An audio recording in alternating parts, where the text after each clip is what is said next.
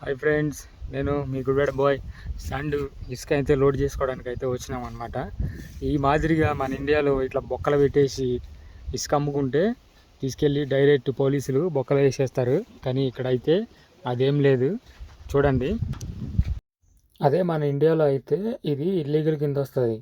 ఇట్లా ఒక ల్యాండ్కి గుంటలు పెట్టి శాండ్ అమ్ముకోవడం అసలు అలౌ చేయరు మనకి. కానీ ఇక్కడైతే ఎటువంటి ప్రాబ్లం లేదు. గవర్నమెంట్ అసలు పట్టించుకో. చూడండి, ఇరిగిపోవడానికి రెడీగా ఉందన్నమాట. ఇట్లాంటివి చాలా ప్రమాదం. కానీ వాళ్ళకి ఇదే జీవనాధారం. ఇక ఇట్లా గుంటలు పెట్టి మనకైతే శాండ్ అయితే బయటకు తీసి అమ్ముతున్నారు. ఈ రివర్తో వచ్చిన శాండ్ కాదు, అది ఒక ప్రకృతితో తయారైందనమాట. ల్యాండే అట్లా తయారైంది. ఇప్పుడు మనకంటే రివర్లోకి వెళ్ళి తీసి అమ్ముతారు కదా శాండ్, కానీ ఇది అట్లా కాదు. ఆ భూమే అట్లా ఏర్పాటైంది. దాన్ని మనకైతే వాళ్ళు షావెల్స్ యూజ్ చేసి బయటికి తీసి మనకైతే అమ్ముతున్నారు అనమాట.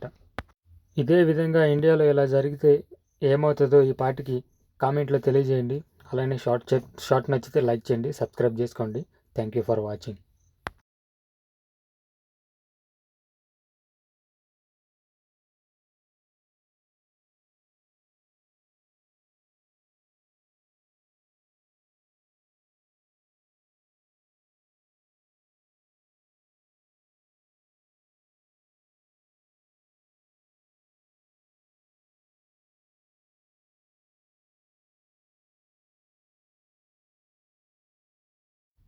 సైట్కి వెళ్ళిన తర్వాత ప్రతి మూమెంట్ మీతో షేర్ చేసుకుంటా.